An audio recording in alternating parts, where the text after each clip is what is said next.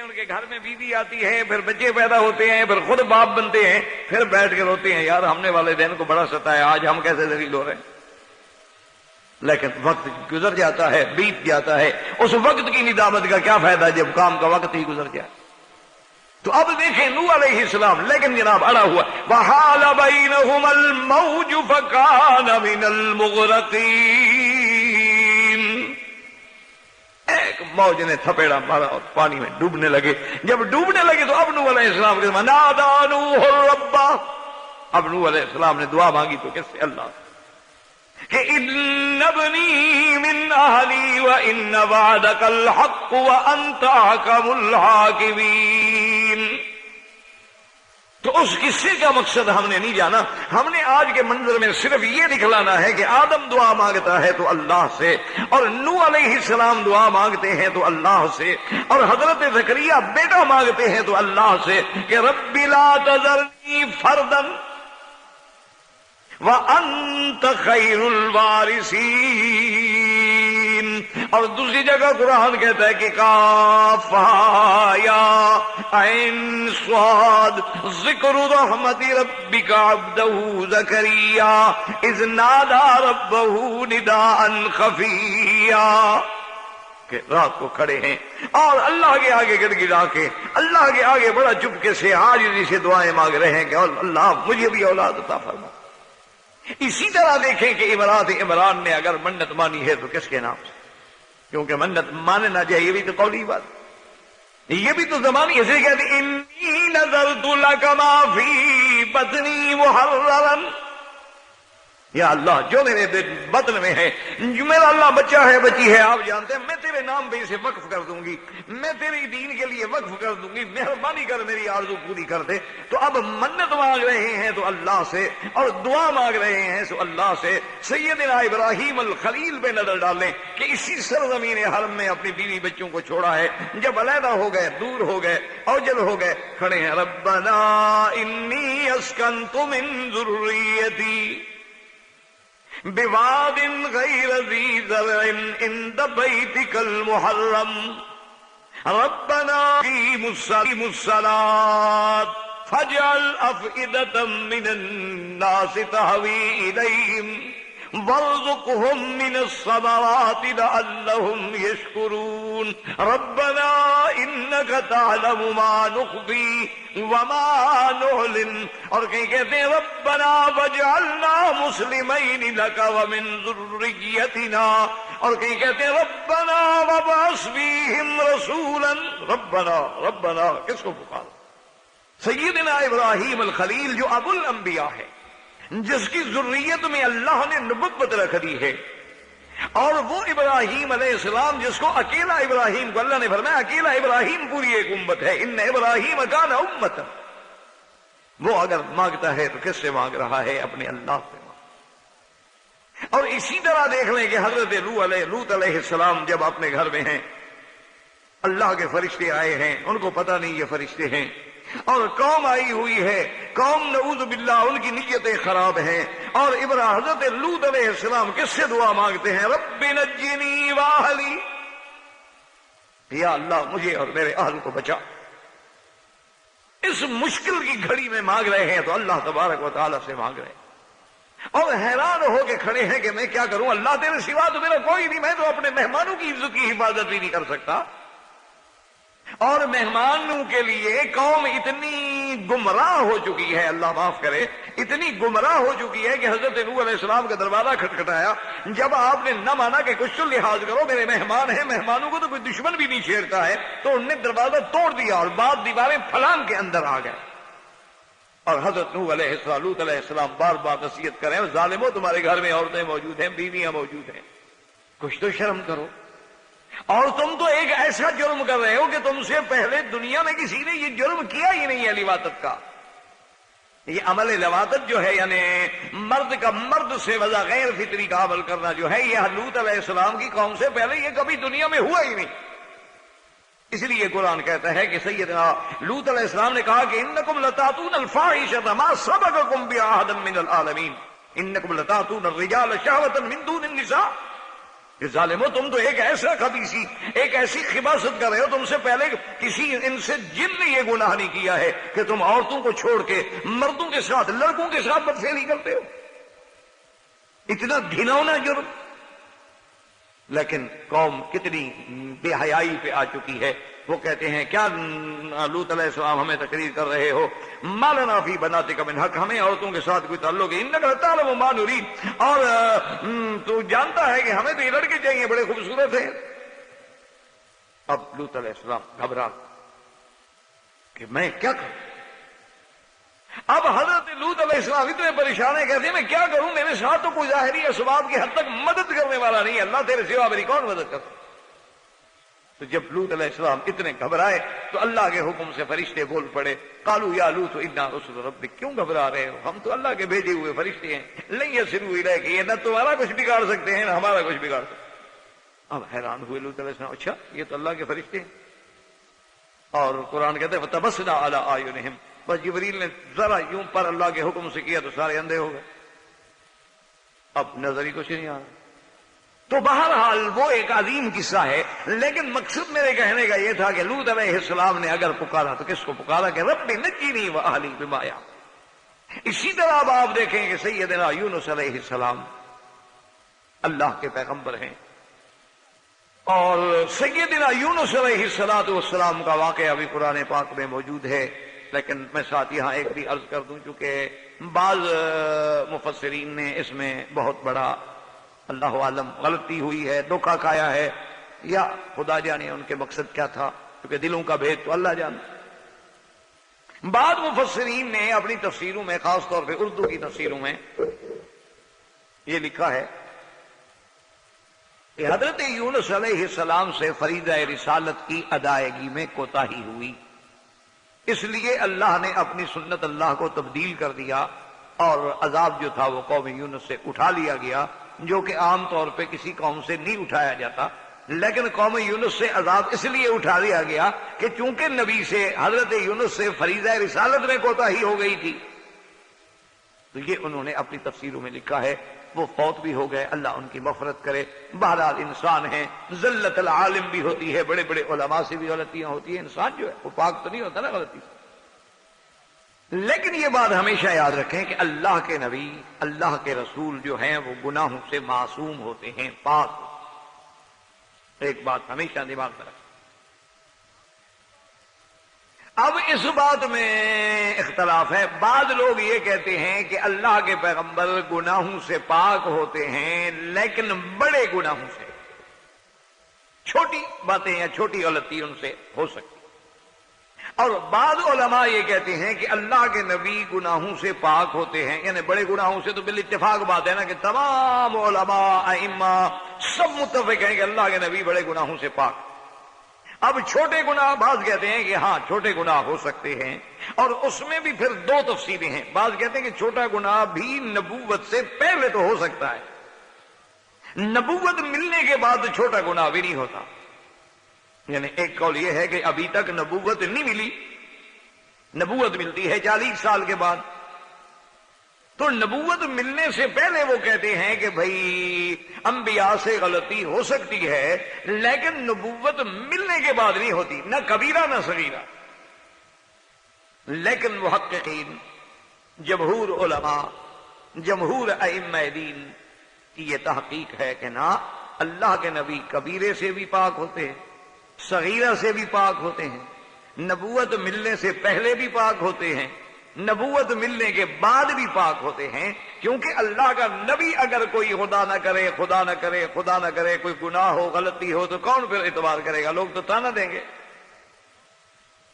پھر کون اتباع کرے گا؟ اصل میں لوگوں کو اختلاف کیوں پیدا ہوا؟ جب انہوں نے دیکھا کہ دیکھو جی آدم علیہ السلام نے بھی تو اللہ کے حکم کے باوجود درخت چکھ لیا، تو غلطی تو ہو گئی، اور دیکھو جی یونس علیہ السلام سے بھی غلطی تو ہو گئی۔ تو اس وجہ سے حالانکہ یاد رکھیں کہ جب اللہ فرما دیں کہ آدم بھول گیا تو یہ نسیان ہے، اللہ کہتا ہے بھول گیا، تم کہتے ہو گناہ کیا۔ عجیب بات ہے، یعنی جس کے حکم کے بعد حضرت آدم علیہ السلام نے فرمایا تھا اس درخت کے قریب نہ جاؤ، لیکن آدم علیہ السلام اس درخت کا پھل چکھ بیٹھے. اللہ تو فرماتا ہے کہ وَلَقَدْ عَهِدْنَا إِلَىٰ آدَمَ مِن قَبْلُ فَنَسِيَ فَلَمْ نَجِدْ لَهُ عَزْمًا. آدم بھول. اور حضور فرما رہے ہیں کہ نسی آدم و نسی ذریتہ، کہ ہمارا ابا جو بھول گیا تو اولاد بھی تو پھر بھول جاتی ہے.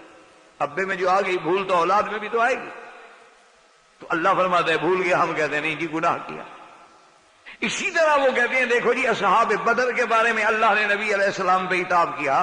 اللہ کے بندے وہ عتاب ہے، اس میں گناہ تو کوئی نہیں ہے. وہی فدیہ لینے کا حکم تو اللہ نے خود بعد میں جاری کر دیا کہ اب آپ چاہیں تو اما من نمبا دو اما فدا، چاہیں تو احسان کر دو چاہے تو فدیہ لے لو. اگر وہ بات غلط تھی وہی تو اللہ نے حکم بنا دیا. وہ تو صرف ایک اجتہادی بات ہے، اور اجتہادی خطا جو ہے اس کے تو اجر ہوتا ہے، وہ تو گناہ نہیں ہوتا. جیسے مجتہدین ہیں اجتہاد کرتے ہیں، مثلا امام ابو حنیفہ رحمۃ اللہ علیہ کا اجتہاد ہے، امام احمد بن حنبل رحمۃ اللہ علیہ کا اجتہاد ہے، امام شافعی رحمۃ اللہ علیہ کا اجتہاد ہے. اب دیکھیں ایک ہی مسئلہ ہے. امام احمد بن حنبل رحمۃ اللہ علیہ فرماتے ہیں کہ جس نماز میں امام قرآن زور سے پڑھتا ہے تم فاتحہ پیچھے نہ پڑھو، کیونکہ وہ قرآن پڑھ رہا ہے، تمہاری ذمہ داری ہے کہ قرآن سنو. ہاں اگر تم دور ہو یا وہ نمازیں ہیں جس میں امام قرآن جہرن نہیں پڑھ رہا ہے بلکہ سرن پڑھ رہا ہے، جیسے ظہر ہے ایسے کہتے پھر تم پڑھ، کہ تم تو ابھی سن کو شری رہے. امام شافعی رحمۃ اللہ علیہ فرماتے ہیں کہ نہ بابا نماز فاتحہ کے بغیر ہوتی ہی نہیں، لہذا امام چاہے جہرن پڑھے، امام چاہے سرن پڑھے، چاہے تم سن رہے ہو چاہے تم نہیں سن رہے، تم فاتحہ پڑھو. اب ان کا اجتہاد یوں ہے. امام ابو حنیفہ رحمۃ اللہ علیہ فرماتے ہیں کہ جب تم امام کے پیچھے ہو، اکیلے ہو تو پڑھو، خود امام ہو تو پڑھو، لیکن جب مقتدی ہو تو اب تمہارا وظیفہ ہے خاموشی. اب تمہارا وظیفہ فاتحہ پڑھنا نہیں ہے، تم نہ پڑھو، چاہے نماز جہری ہو چاہے نماز سری ہو. تو اب دیکھیں سب ائمہ کا اجتہاد. اس کو ہم یہ تو نہیں کہیں گے کہ امام شافعی نے گناہ کیا یا امام ابو حنیفہ نے گناہ کیا یا امام احمد بن حنبل رحمۃ اللہ علیہ نے گناہ کیا. اللہ سب پہ کروڑوں رحمتیں فرمائیں، سب نے اجتہاد کیا ہے. اور اگر اجتہاد میں خطا ہو جائے تب بھی اجر ملے گا، اور اگر وہ ثواب پہ پہنچ گئے ان کو دوہرا اجر ملے گا، ایک محنت کرنے کا، ایک منزل مقصود پہ پہنچنے کا. گناہ تو کسی نے نہیں کیا. سب نے اللہ کے قرآن کو، حدیث کو سامنے رکھا. انہوں نے کہا قرآن کا حکم ہے کہ جب قرآن پڑھا جائے سنو، چپ کرو. اور حدیث کہتی ہے کہ فاتحہ کے بغیر نماز. انہوں نے کہا ہاں ٹھیک ہے، اگر اکیلے ہو تو فاتحہ کے بغیر نماز. اس حدیث پہ یہاں عمل ہو گیا کہ جب اکیلے ہو فاتحہ پڑھو، امام ہو فاتحہ پڑھو، تو اس حدیث پہ عمل اس صورت میں ہو گیا. اور جب ہم امام کے پیچھے، انہوں نے کہا حدیث ہے مسلم میں اذا قرأ فانصتوا، جب وہ پڑھے تم چپ کرو. تو امام کے پیچھے جب ہم نہیں پڑھیں گے تو اس حدیث پہ عمل ہو گیا. اور حدیث ہے کہ اگر رکوع میں مل جاؤ تو گویا تم نے رکعت پالی، حالانکہ ہم نے فاتحہ تو پڑھی نہیں. تو رکعت کیسے ہم نے پالی؟ تو گویا بغیر فاتحہ پڑھنے کے رکعت تو ہو گئی ہماری. اگر ایک ہو جاتی ہے تو باقی بھی ہو جاتی ہے. تو اس لیے تمام ائمہ حدیث نے، تمام ائمہ مجتہدین نے حدیث قرآن کو سامنے رکھ کے اپنے فہم و فکر سے اجتہاد کیے ہیں. اللہ سب پہ اجر کریں گے، یہ گناہ تو نہیں ہے. جیسے حضرت آقا نامدار صلی اللہ علیہ وسلم نماز میں 4 رکعت کے بجائے 2 رکعت پڑھا کے سلام پھیر دیا. ایک صحابی کھڑے ہو گئے، انہوں نے کہا کثرت الصلاۃ ام نسیت یا رسول اللہ، یا تو نماز چھوٹی ہو گئی ہے یا آپ بھول گئے ہیں. حضور نے فرمایا کہ نہیں، نہ نماز چھوٹی ہوئی ہے نہ میں بھولا ہوں، میں نے تو ٹھیک پڑھائی. اب صحابی بیچارہ کیا کرے، آگے اللہ کا نبی ہے. انہوں نے پھر کہا یا رسول اللہ کثرت الصلاۃ ام نسیتا، یا تو نماز حضور چھوٹی ہوگی. کیوں؟ اللہ کا حکم ہے، پتہ نہیں اللہ نے کہہ دیا ہو گیا 4 کے بجائے 2 پڑھاؤ، تو ہم تو نہیں جانتے نا. یا پھر آپ بھول گئے. آپ نے فرمایا نہیں، ماں کو سرت وما نسیت، میں نہیں بھولا. آخر تیسری کے بعد حضور نے باقی صحابہ کو دیکھا، اسادہ کا ذواليدين یہ ٹھیک کہہ رہا ہے. انہوں نے کہا حضور بات تو ٹھیک کہہ رہا ہے. تو اس کو ہم صاحب کہیں گے، گناہ تو نہیں. بھول گئے، نسیان ہو سکتا ہے، صاحب ہو سکتی ہے، گناہ نہیں. اللہ گناہوں سے معصوم رکھتے ہیں انبیاء کو، اور نبوت سے پہلے بھی معصوم رکھتے ہیں. جیسے کہ حضور پاک نے فرمایا کہ مجھے ابھی نبوت نہیں ملی تھی، میں مکے والوں کی بکریاں چراتا تھا. میں نے اپنے ساتھی سے کہا کہ اگر کل میری بکریاں تم سنبھال لو تو رات شادی ہو رہی ہے قریش کے ایک سردار کی، میں شادی میں جا کے دیکھنا چاہتا ہوں یار شادی میں کیا ہوتا ہے. کہتے ہیں وہاں قصے بیان ہوتے ہیں، کہتے ہیں وہاں بڑی خوشیاں منائی جاتی ہیں، میں دیکھوں تو صحیح شادی کا کیا رسم و رواج ہے. تو اس نے کہا حضور آپ فکر نہ کریں، آپ کی بکریاں بھی میں چراؤں گا، آپ جائیں. حضور فرماتے ہیں میں آیا تو ابھی مجلس جو ہے وہ جم رہی تھی, سیٹ ہو رہی تھی, میں ایک کونے میں بیٹھ گیا. فغلبنی النوم, اللہ نے مجھ پہ نیند مسلط کر دی, اللہ نے مجھے ایسی نیند دے دی. کہتے ہیں کہ وہ میں تو اس وقت اٹھا جب سورج نکل آیا, اور اس کے بعد دیکھا تو نہ وہاں کوئی خیمہ ہے, نہ شامیانہ ہے, نہ کوئی بندہ ہے, بس اکیلا سویا ہوں دھوپ میں.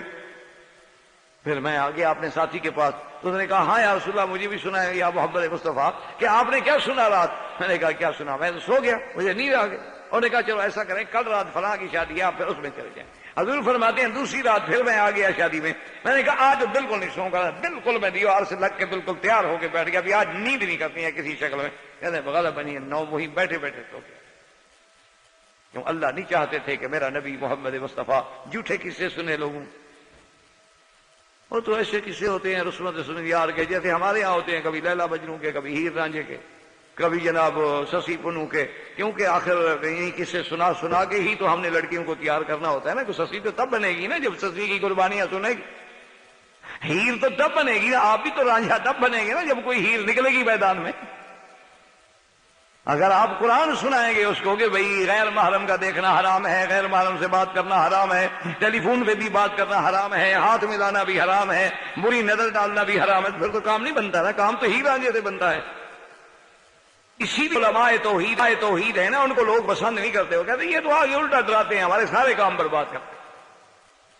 وہ کہتے ہیں یہ لوگ ہیں جو آگے عشق مجازی کے قصے سناتے ہیں اور سبق دیتے ہیں کہ بابا یہ عشق حقیقی کی پہلی منزل ہے, پہلے عشق مجازی میں آؤ. عشق مجازی میں جب آ جاؤ گے تو پھر دوسری سیڑھی پہ چڑھو گے اور پھر خدا کے عشق پر پہنچو گے. لیکن منزل یہیں سے شروع ہوتی ہے, لڑکی اور لڑکوں کے عشق سے. انا للہ و انا الیہ راجعون. اللہ انہیں بھی ہدایت دے, اللہ ہمیں بھی ہدایت دے. کوئی ہمارا دشمن تو ہوتا نہیں, کوئی ذاتی دشمنی تو ہے نہیں. تو میرے کہنے کا مقصد یہ ہے کہ اب آپ سمجھیں کہ اللہ کے نبی تو گناہوں سے بھی پاک ہیں, اور رسالت کے فریضے میں کوتاہی کرنے سے تو بڑا گناہ ہی کوئی نہیں. یعنی آپ اندازہ کریں, اللہ نے بھیجا رسالت کی ادائیگی کے لیے کہ یا ایھا الرسول بلغ ما انزل الیک من ربک فَإِن لَّمْ تَفْعَلْ فَمَا بَلَّغْتَ رِسَالَتَهُ.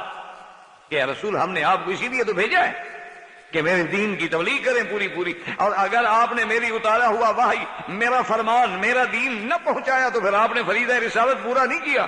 باقی آپ فریضہ رسالت پہنچانے میں ڈریں کہ کوئی دشمن ہمیں نقصان دے. وَاللَّهُ يَعْصِمُكَ مِنَ النَّاسِ, اللہ حفاظت.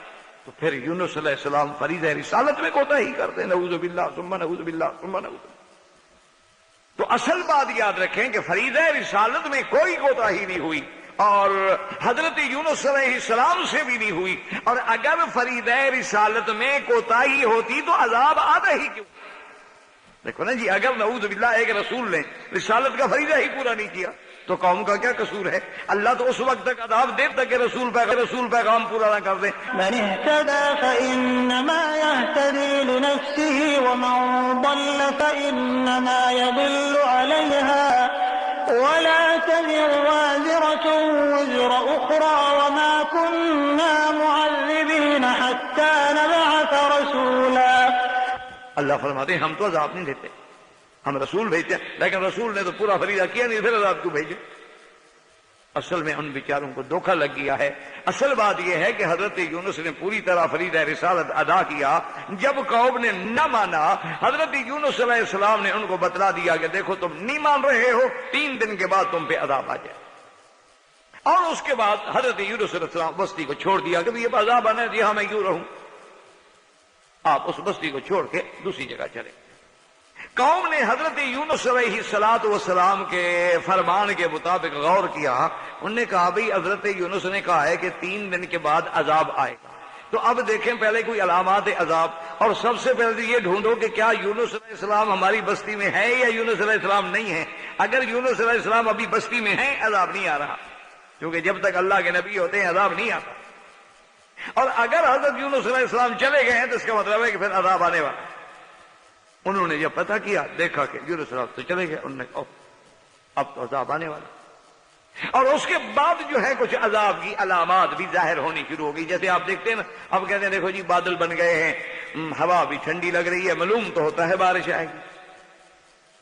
علامات تو سارے بنے ہوئے ہیں، اب اللہ کی مرضی کیا ہے تو آ جائے چاہے تو نہ آئے۔ تو انہوں نے جب دیکھا کہ علامات عذاب بھی آ رہی ہیں، یونس علیہ السلام بھی چلے گئے ہیں، تو ساری قوم جو تھی نا جی اکٹھی ہو گئی۔ انہوں نے کہا بھئی ہم نے اجتماعی خطا کی، اجتماعی گناہ کیا، اب اجتماعی توبہ کے لیے نکلو۔ بوڑھے مرد عورتیں سب میدان میں نکل گئے، حتیٰ کہ مفسرین نے لکھا کہ جانور بھی ہے، اور جانوروں کو علیحدہ علیحدہ باندھ دیا، یعنی مائیں ادھر بندھی ہوئی ہیں، اولاد ادھر بندھی ہوئی ہے، اور جو دھوپ پڑے، گھاس نہیں، پانی نہیں، تو وہ جناب جانور بھی چیخ رہے ہیں اور یہ بھی دھوپ میں لوٹ رہے ہیں، توبہ کر رہے ہیں، رو رہے ہیں۔ اللہ فرماتے ہیں کہ ہم نے عذاب ہٹا لما آمنوا کشفنا عنہم العذاب۔ اور یہاں غور کر رہے ہیں، اللہ نے یہاں دونوں اسی صورت میں دونوں واقعات کا ذکر کیا، پہلے فرعون کا ذکر کیا، پھر قوم یونس کا ذکر کیا کہ فرعون کو تو ایمان نفع نہ دے سکا لیکن قوم یونس کو ایمان نے نفع دے دیا۔ وجہ کیا تھی کہ فرعون اس وقت ایمان لایا جب عذاب نازل ہو چکا تھا۔ دونوں باتوں کو سمجھیں، فرعون جب آیا پانی میں غرق ہونے لگا، ایک ہوتا لگا نا جی، پھر وہ ہوا شوا تو نکل گئی نا ساری۔ آپ نے دیکھا نا جی، بڑے سے بڑا خناس ہو، جب بیمار ہو جائے، نبضیں ٹوٹنے لگے، اس وقت وہ بھی کہتے ہیں اللہ بھی رحم کر، جس نے کبھی نماز نہ پڑھی ہو نا، ایک سجدہ بھی کبھی نہ کیا ہو، اس وقت وہ کہتے ہیں یار ابھی اللہ کرے ٹھیک ہو جاؤ نا، سیدھا مسجد جا، یار واقعی بڑی بات اللہ بھی، اس کو بھی خدا ایک وقت تو ایسا آتا ہے ہر بندے پہ کہ لازماً اس کی زبان سے نکلے گا کہ اللہ میاں مجھے بچا۔ تو اب جناب جب وہ ڈوبنے لگا تو اس وقت کہنے لگا کہ آمنتو، یا اللہ میں ایمان لیا، جیسے بنو اسرائیل ایمان لے آئے۔ حکم ہے الآن وقد عصیت قبل، اللہ نے اب ایمان لا رہے ہو جب عذاب اتر گیا۔ تو اب فرعون اور قوم فرعون نے کب توبہ کی، کب ایمان لائے، کب پناہ مانگی؟ جب عذاب نازل ہو گیا، پانی میں ڈوب رہے ہیں۔ لیکن قوم یونس نے کب توبہ کی؟ ابھی عذاب اترا نہیں، نازل نہیں ہوا، علامات عذاب ہے۔ تو توبہ اس وقت قبول نہیں ہوتی جب عذاب نازل ہو جائے۔ جیسے آدمی مرنے لگا، غرغرے میں پہنچ گیا، اب توبہ قبول نہیں ہوگی۔ جیسے آدمی سورج مغرب سے نکل آیا، اب توبہ قبول نہیں ہوگی، لیکن اس سے پہلے اگر توبہ کرے بالکل قبول ہوگی۔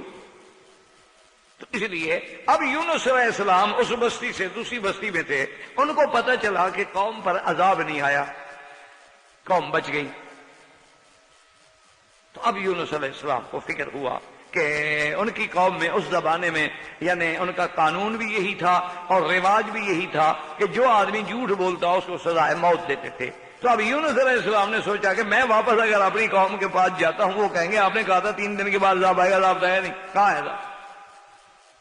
اس کا مطلب ہے آپ نے جھوٹ بولا تھا، نعوذ باللہ، اور جھوٹ بولنے کی سزا موت ہے۔ اور پھر میں قوم کا سامنا کیسے کروں؟ میں تو ان کو کہہ کے آیا تھا کہ 3 دن کے بعد عذاب آ جائے گا، لیکن عذاب تو آیا نہیں۔ تو اب حضرت یونس علیہ السلام کی دراصل ذمہ داری یہ تھی کہ وہ اللہ کے حکم کا انتظار کرتے کہ اللہ کا کیا حکم ہے، میں واپس قوم میں جاؤں یا میں ہجرت کر کے دوسری طرف چلا جاؤں۔ بس حضرت یونس نے یہاں خطا اجتہادی سے کام لیا کہ ہجرت کے امر کا انتظار نہیں کیا اور چل پڑے۔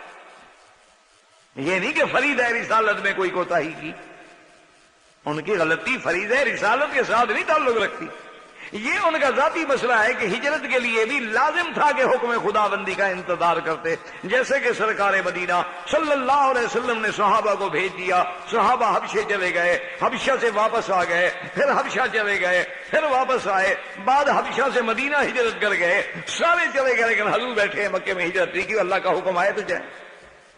تو یہ یونس علیہ السلام کی خطا اجتہادی ہے، اور انبیاء سے اجتہادی خطا ہو سکتی ہے، وہ گناہ نہیں ہوتا۔ اچھا، بعض انبیاء اس کو ایسے الفاظ سے کیوں یاد کرتے ہیں؟ کیونکہ جب شان بڑی ہو، وہاں چھوٹی سی بھی غلطی ہو جائے تو آدمی کے لیے بڑا گناہ لگتی ہے، اور اگر میرے جیسا کوئی بڑا گناہ گار ہو تو بڑے سے بڑے گناہ بھی ایسے ہوتے جیسے مکھی کو مار دیا۔ تو اب حضرت یونس علیہ السلام چلے آگے آئے تو کشتی تھی، کالوں نے پہچان لیا کہ اللہ کے نبی یونس ہیں، انہوں نے کشتی میں بٹھا دیا۔ انہوں نے کہا جی آپ نے پار جانا، کہا میں نے پار جانا ہے، بٹھا دیا۔ جب کشتی دریا کے درمیان میں، سمندر کے یا بحر کے یا دریا کے درمیان میں گئی، کشتی رک گئی۔ اب کشتی جب رک گئی تو کشتی کے ملاحوں نے کہا، انہوں نے کہا کہ بھئی کشتی والوں بات سنو، ہماری کشتی کو ایسا واقعہ کبھی پیش نہیں آیا، اور ہماری کشتی پر اگر ایسا واقعہ کبھی پیش آئے تو تب آتا ہے جب ہماری کشتی میں کوئی نہ کوئی غلطی کرنے والا، کوئی مجرم جرم کرنے والا، کوئی گناہ گار گناہ کرنے والا، کوئی خطا کار خطا کرنے والا سوار ہوتا ہے، کوئی خط اس وقت ہماری کشتی میں یہ حادثے آتے ہیں، ورنہ بالکل ہماری کشتی کو حادثہ نہیں آتا۔ تو حضرت یونس کرے اسی کو قرآن نے کہا کہ ابقا الی الخلق المشحون، کہ انہوں نے اپنے سید اپنے مالک کے حکم کا انتظار نہ کیا اور کشتی کی طرف چل پڑے۔ انہوں نے کہا کہ ہاں عبد عابد، میں تو ہوں اللہ کا نافرمان بندہ۔ یہ تو شان ہے پیغمبر کی کہ چھوٹی غلطی پر بھی اپنے آپ کو یہ کہہ رہے ہیں۔ دیکھا نہیں ہے کہ بڑے بڑے اولیاء اللہ جو ہیں، حضرت ابو بکر جو کہ رو رہے ہیں اور حضرت عمر رو رہے ہیں کہ ہائے کاش میں پرندہ ہوتا، مٹی میں مل جاتا، کوئی حساب کتاب تو نہ دینا پڑتا۔ اللہ جنت کی خوشخبری دے چکے ہیں اور وہ یہ کہہ رہے ہیں۔ اللہ آدم علیہ السلام کو معافی دے رہے ہیں، وہ قیامت کے کہیں گے نفسی نفسی، میں تو بھائی ڈر رہا ہوں، پتہ نہیں اللہ میاں پھر پوچھنے کہ وہ درخت کیوں کھایا تھا۔ بھائی اللہ جب معافی دے چکے پھر کیوں پوچھیں گے؟ چونکہ مقام بڑا ہے تو دل میں اللہ کی عظمت اور خشیت بھی بڑی ہے۔ تو جن لوگوں کا مقام ہی نہیں ہوتا ان کو اللہ کا کیا ڈر ہے؟ نماز ہوتی ہے باہر سگریٹ لے کے کھڑے رہتے ہیں، ان کے ماتھے پہ بل بھی نہیں آتا، اور اذان ہوتی ہے اسی وقت جناب وہ سگریٹ لے کے لیٹرین چلے جاتے ہیں کہ جب تک یہ مسجد سے نکلیں گے میں ادھر سے نکل آؤں گا، یا اسی وقت وہ کار پہ بیٹھ کے گھر چلا جاتے ہیں، یار تھوڑا سا وقفہ تو مل گیا آدھے پونے گھنٹے کا، ذرا وہاں جا کے کچھ چائے وائے پی کے آ جاتا ہوں۔ اصل تو ہے کہ نماز نہیں پڑھنی، پرواہ ہی نہیں، احساس ہی نہیں کہ میں اللہ کے حرم میں رہ رہا ہوں، میں بلاد حرم میں ہوں، میں محبت الوحی میں ہوں، میں مشرق النور میں ہوں، میں بلد اللہ الامین میں ہوں، جہاں ایک نماز کی 1,00,000 مجھے نماز ملتی ہے، وہ 10 منٹ کے لیے بھی مسجد میں آنے کے لیے تیار نہیں ہے۔ اور ایک آدمی ہے تہجد رہ جائے وہ رو رہا ہے کہ اللہ میاں پتہ نہیں آج کون سا گناہ ہو گیا کہ آپ نے رات اٹھنے ہی نہیں دیا، اپنی یاد کرنے کا موقع ہی نہیں دیا، آپ کا نام لے لیتا تھا اور وہ بھی نصیب نہ ہوا، معلوم ہوتا ہے کہ خطا۔ تو وہ تو یہ وجہ تھی کہ یونس کا شان بلند ہے، اس لیے انہوں نے کہا کہ انا عبد عابد۔ انہوں نے کہا کہ جی نہیں، ہم تو جانتے ہیں آپ اللہ کے نبی ہیں، ہم آپ کو کیسے گناہگار قرار دیں؟ اچھا ایسا کرو، انہوں نے کہا اچھا یونس علیہ السلام نے کہا کہ ایسا کرو کہ کشتی والے جتنے لوگ ہیں نا قرآن اندازی کر دو، قرآن ڈالتے ہیں، جس کا قرآن نکلے وہ آدمی جائے، تو سارے کشتی والے اتنا ڈوب جائے نا۔ فَصَبَكَانَ مِنَ الْمُدْحَضِينَ۔ اب جناب جب قرآن ڈالا گیا تو خدا کی شان ہے کہ قرآن یونس علیہ السلام کے نام، انہوں نے کہا قرآن میرے نام کے نہیں، مجھے جانے تو نے کہا نہیں حضرت مہربانی کریں ایک دفعہ پھر قرآن ڈالا۔ حضرت انہوں نے دوبارہ قرآن ڈالا پھر یونس علیہ السلام کے نام، انہوں نے کہا بھائی چھوڑو اللہ کے بندے، ساری کشتی والے کیوں ڈوبتے ہو، میں ایک تو جاؤں نا ایک تو ڈوبوں نا۔ انہوں نے کہا حضرت مہربانی کریں کم از کم تیسرے دفعہ بھی ڈالنے دیں۔ جب تیسرے دفعہ قرآن ڈالا تو پھر بھی حضرت یونس علیہ السلام کے نام، تو حضرت یونس علیہ السلام نے چھلانگ لگا دی اور اللہ نے حکم دے دیا مچھلی کو کہ حضرت یونس علیہ السلام میرا پیغمبر ہے، نبی ہے، لیکن میں نے اپنے پیغمبر کو امتحان میں رکھنا ہے، تم ایسا کرو کہ ان کو نگل لو لیکن تکلیف نہ ہو اور پیٹ میں چھپا کے بند کر دو۔ جو چھلانگ لگائی مچھلی آگے منہ کھول کے کھڑی ہے، حضرت اندر اس نے منہ بند کر دیا۔ آپ دشمنوں نے بھی آپ نے دیکھا ہے نا اللہ کے نام لینے والوں کے لیے کیسے کیسے قید خانے بنائے ہیں، لیکن خدا کا مقابلہ کون کر سکتا ہے؟ مچھلی کے پیٹ میں کوئی قید کر سکتا ہے؟ اب حضرت یونس علیہ السلام، اللہ کا قرآن ہے وَظَنُّونَ إِذْ ذَهَبَ مُغَاضِبًا فَظَنَّ أَن لَّن نَّقْدِرَ عَلَيْهِ فَنَادَىٰ فِي الظُّلُمَاتِ۔ وہ مچھلی والا پیغمبر اللہ نے نسبت کر دی کہ چند روز جو مچھلی میں رہے نسبت ہی مچھلی والوں کے ساتھ، جو ہاتھیوں کے ساتھ رہے وہ اصحاب الفیل بن گئے، جو جہنمیوں کے ساتھ رہے وہ اصحاب النار بن گئے، جو جنتیوں کے ساتھ رہے وہ اصحاب الجنہ بن گئے۔ اس لیے ہمیشہ اچھے لوگوں کی صحبت اختیار کریں تاکہ نسبت ہماری اسی طرف ہو، ہماری نسبت اچھی ہوگی تو انشاءاللہ انجام بھی اچھا ہو۔ اب اللہ فرماتے ہیں کہ فنادى في الظلمات، اندھیروں میں کس کو پکارا؟ اللہ۔ دیکھیں اب دعا ہے، قولی عبادت ہے، لیکن یونس علیہ السلام کس کو پکار رہے ہیں؟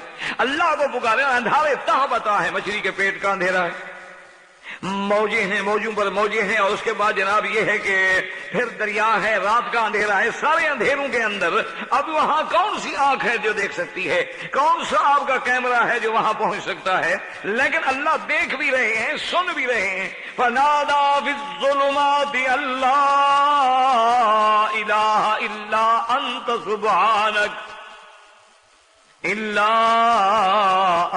سُبْحَانَكَ إِنِّي كُنتُ مِنَ الظَّالِمِينَ فَاسْتَجَبْنَا لَهُ وَنَجَّيْنَاهُ مِنَ الْغَمِّ وَكَذَٰلِكَ نُنجِي الْمُؤْمِنِينَ۔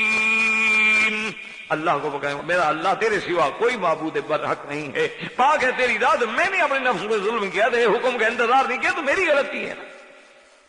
اللہ فرماتے ہیں ہم نے دعا سن لی، ہم نے اس غم سے ان کو نجات دی. اور صرف یہ نہیں کہ ہم نے یونس کی سن لی ہے، صرف اپنے پیاروں کی سنتے ہیں تمہاری یا غیروں کی. فرمایا وَكَذَلِكَ نُنْجِي الْمُؤْمِنِينَ، اور اسی طرح ہم ایمان والوں کو نجات دیں گے جب ہمیں وہ پکارا کریں گے. اب اس کے بعد قرآن نے ان پر آخر میں فرمایا وَأَرْسَلْنَاهُ إِلَىٰ مِائَةِ أَلْفٍ أَوْ يَزِيدُونَ، اللہ نے پھر ان کو بھیجا. تو اگر فرید رسالت میں کوتاہی ہے تو پھر رسول بنا کے بھیج دیں. لیکن ہمارا موضوع صرف یہ تھا کہ اگر لوط علیہ السلام نے دعا مانگی ہے تو اللہ سے، اور یونس علیہ السلام نے دعا مانگی ہے تو اللہ سے، اور میرے محبوب محمد مصطفیٰ کیا کہہ رہے ہیں؟ کہتے ہیں قُلِ اللَّهُمَّ مَالِكَ الْمُلْكِ تُؤْتِي الْمُلْكَ مَن تَشَاءُ وَتَنزِعُ الْمُلْكَ مِمَّن تَشَاءُ وَتُعِزُّ مَن تَشَاءُ وَتُذِلُّ مَن تَشَاءُ بِيَدِكَ الْخَيْرُ إِنَّكَ عَلَىٰ كُلِّ شَيْءٍ قَدِيرٌ. حضرت یعقوب کو دیکھے غم میں بیٹھے، کہتے ہیں انما اشکو بثی وحزنی الی اللہ. حضرت یوسف کو دیکھے کہتے ہیں رب السجن احب الی مما یدعوننی الیہ والا تصرف عنی. حضرت یونس کو دیکھیں، حضرت یوسف کو دیکھیں، حضرت یعقوب کو دیکھیں، اور میرے محبوب محمد مدنی مصطفیٰ صلی اللہ علیہ وسلم کو دیکھیں کہ جب طائف سے واپس آ رہے ہیں پاؤں خون سے بھرے ہوئے ہیں، اور حضور کہتے ہیں کہ اللہم الیک اشکو ضعف قوتی وقلت حیلتی وہوانی علی الناس. تو یاد رکھیں یہ ہے عبادت قولی کہ دعا مانگنا، زبان سے نظر ماننا، زبان سے کسی کو سورنا پکارنا، کسی کے آگے التجا کرنا، کسی سے مدد لینا، مدد مانگنا، یہ سب دعا ہے. اور دعا سب سے بڑی عبادت ہے، بلکہ عبادت کا مخ جو ہے وہ دعا ہے. تو اگر اس میں کسی غیر کو شریک کرے گا تو کافر ہو جائے.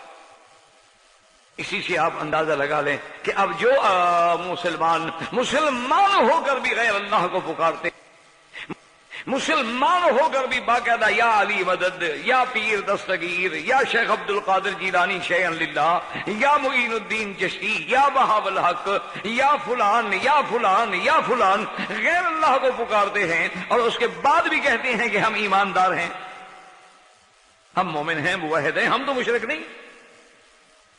اچھا کبھی کبھی یہ کہہ دیتے ہیں کہ جی دراصل یہ ہے کہ ان کو تو ہم نے اس لیے پکارا ہے نا کہ یہ ہماری سن کے آگے اللہ کو کہہ دیں. تو کیا مانا ہوا؟ یعنی آپ کی تو اللہ نہیں سنتے نا، تو تبھی آدمی دیکھیں نا، اگر کوئی افسر ہماری نہ مانے تو سفارش لائیں گے نا. اگر وہ براہ راست آپ کا کام کرتے تو سفارش کی کیا ضرورت ہے؟ تو اگر تو خدا ہماری نہ سنتا ہو اور اللہ نے یہ حکم دیا ہو کہ میں تو صرف ان لوگوں کی سنوں گا جو صالحین ہیں، جو میرے پیارے ہیں، جو انبیاء ہیں، صدیقین ہیں، شہداء ہیں، مقربین ہیں، مقبولین بارگاہ ہیں، اور کسی کی میں نہیں سنوں گا، پھر تو ہے بات. لیکن اللہ جب یہ فرمائے کہ اذا سألک عبادی انی، جب تجھ سے پوچھے میرے بندے میرے بارے میں، انی قریب اجیب دعوت الداعی اذا دعان، بتا دیں کہ میں تو بہت قریب ہوں اور میں تو ہر پکارنے والے کی پکار سنتا ہوں. بلکہ حدیث مبارک میں آتا ہے کہ جب آخری رات کا حصہ ہوتا ہے، ینزل ربنا تبارک و تعالی